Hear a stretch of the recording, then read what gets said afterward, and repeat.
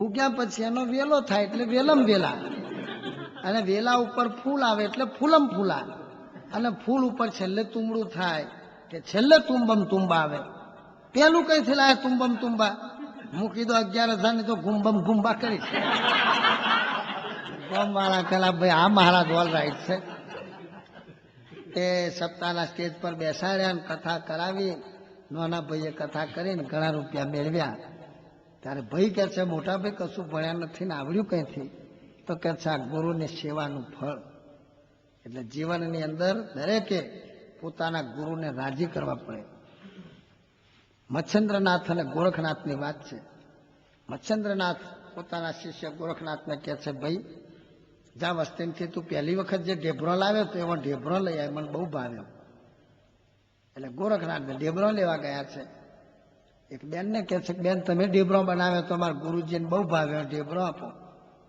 પેલી બેને ઢેબરો આપવાની તૈયારી બતાવી પણ પરીક્ષા કરી કે મહારાજ તમને વારે વારે ઢેબરો બની આપીએ પણ એક શરત છે કે તમે તમારી જમણી આંખ કાઢીને મને આપી દો, ઢેબરો આપું.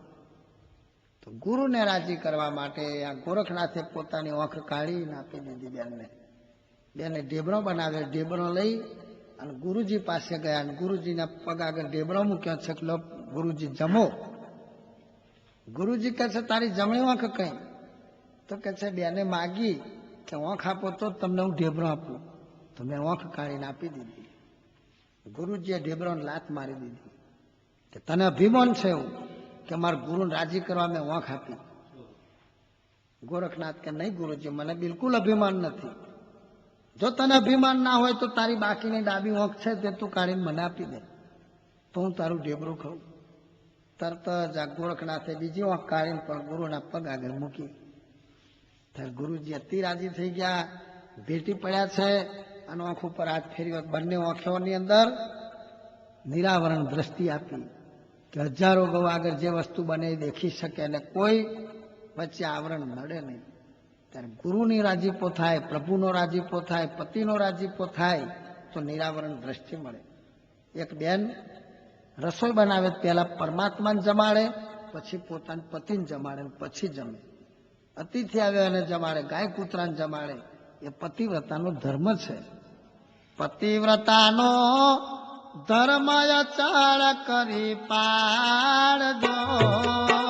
પતિવ્રતાનો ધર્મ અચળ કરી પાડજો. હરિ ચરણે રહે જોય બળા થઈ શેકજો. હરિ ચરણે રે જોય બળા થઈ છે ગજો. મોહનને ગમવાને ઈચ્છો માનુની. ને ગમવાને ઈચ્છો માનુની. ત્યાગો સર્વે જૂઠી મનની ટેકજો. ત્યાગો સર્વે જૂઠી મનની ટેકજો. પોતાનો પતિ એમ અચળ રાખે મતિ, કરે ની અવળી ગતિ, એનું નામ સતી ને જ સ્વર્ગે જતી. પોતાના પતિ એ પરમેશ્વર છે. અંધ હોય, દરિદ્ર હોય, નપુંસક હોય તો પણ એની પરમાત્માની જેમ સેવા કરે એનો પતિવ્રતા સ્ત્રી. એ પતિના પગ જોઈને ચરણામૃત પીવે.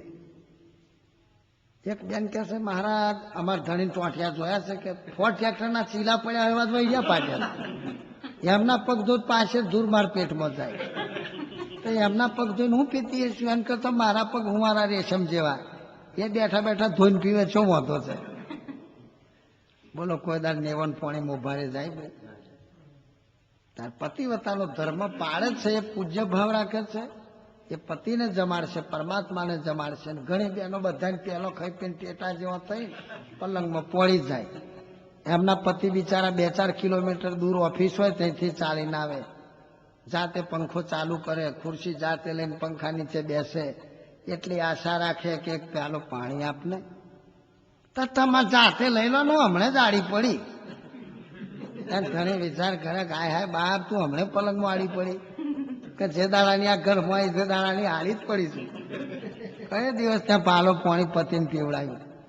હવે બોલો એ જ પતિને કોઈક દિવસ રસ્તામાં એક્સિડન્ટ થઈ જાય અને ઘેર સમાચાર આવે કે તમારા પતિદેવ ખલાસ થઈ ગયા, તો છાતી સુધી સાલાનો ઘૂમટો ઓળી અને ઓસુડો પાડી પાડીને રડે, ઓ રાજા રણછોડ, ઓ કનૈયાલાલ, ઓ જલારામ બાપા, એ મારા પતિ ખલાસ થઈ ગયા, મારા હાથનું પાલો પાણી પીવાય ના રહ્યા.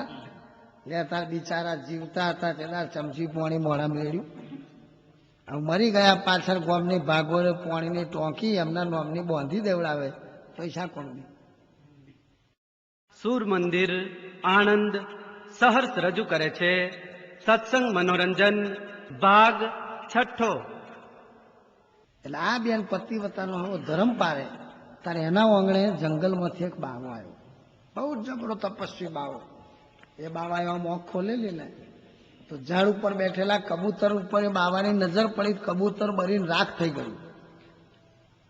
આવો તપસ્વી બાવો બેનના આંગણે આવીને બોલ્યો, અલે ગિરનારી, નહીં લોટાની થારી, ચાહું તો ચકલી બના દઉં, આગ લગાડું, ઝાડ પાડું, પાડ પાડું, પાડું પરોત મોટા, मेरे हाथ छूनी के बड़े भूत भरे लोटा, लोटा भर के भाग्या जाए मेरे हाथ से जीवता न जाए, ले गिरनारी. પેલી બેન વિચાર કરે કે હા હા હા શું બાવો ધમાલ્યો આવ્યો છે, છોકરો શરીર મરે રાડ્યો પાડે છે.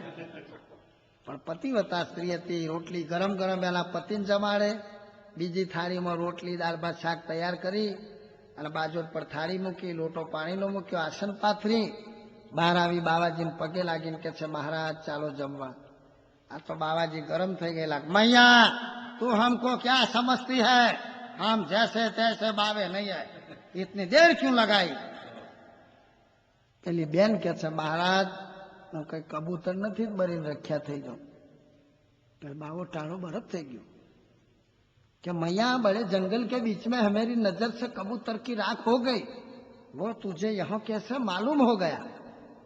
ત્યારે આ બેન કહે છે, મહારાજ હું મારા પતિની પરમાત્માની જેમ સેવા કરું છું, મારા પતિના હૃદયનો રાજીપો છે, પ્રભુની કૃપા છે, એટલે મને નિરાવરણ દ્રષ્ટિ મળી છે. આ દુનિયામાં જે બને હું મારા ઘેર બેઠો જોઈ શકું છું, પણ હું તમારી જેમ રાડ્યો પાડતી નથી. બળા બળા એ નવ કરે, બળા ન બોલે બોલ, હીરા મુખ સે ના કહે, લાખ હમારો મોલ. લાખ રૂપિયાની કિંમતનો હીરો રસ્તામાં પડ્યો હોય ને, એની ઉપર જો આપણો પગ પડે ને અને આપણને જડી જાય તો આપણે લાખોપતિ બની જાય 1 સેકન્ડમાં. કે એની લાખ રૂપિયાની કિંમત છે, એની ઉપર વ્યક્તિનો પગ પડે તો હીરો કઈ નુકસાન નહીં કરે આપણને. પણ એક બાવળનો કોંટો જો નીચે પડ્યો હોય ઉપર પગ પડે તો પગ નીચે આવે કોંટો, પાછા ઘેર મરાવે ઓંટો. ગમે એવી ગાડી હોય એને પંચર કરી દે. તો વિચાર કરો કે કોંટાની કોઈ કિંમત ખરી જગતમાં, પણ એનો પાવર કેટલો. જયારે પેલો લાખ રૂપિયાની કિંમતનો હીરો છે પણ એ મોટો બતાવતો નથી. મુક્તાનંદ સ્વામી કેવા મોટા હતા, આમ ગમે એવો માર માર કરતો માણસ આવ્યો હોય એને ઠંડો પાડી દે. તો મુક્તાનંદ સ્વામી મંડળ લઈને જતા અને એક બારવટીયો મળ્યો, સ્વામીને છાતીએ ભાલો લાડ્યો, ખડે રહો તુમ મેં સબસે બડા કોણ હૈ? તો બધા સાધુ મહાત્માઓ કે મુક્તાનંદજી બડા હૈ.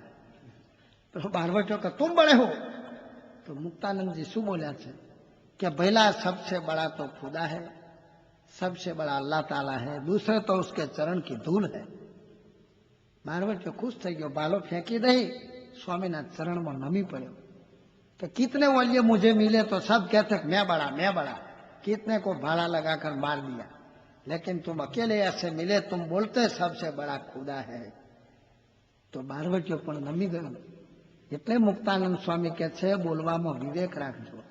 મુક્તાનંદ કહે મર્મ ઘણો છે રે વાતમાં,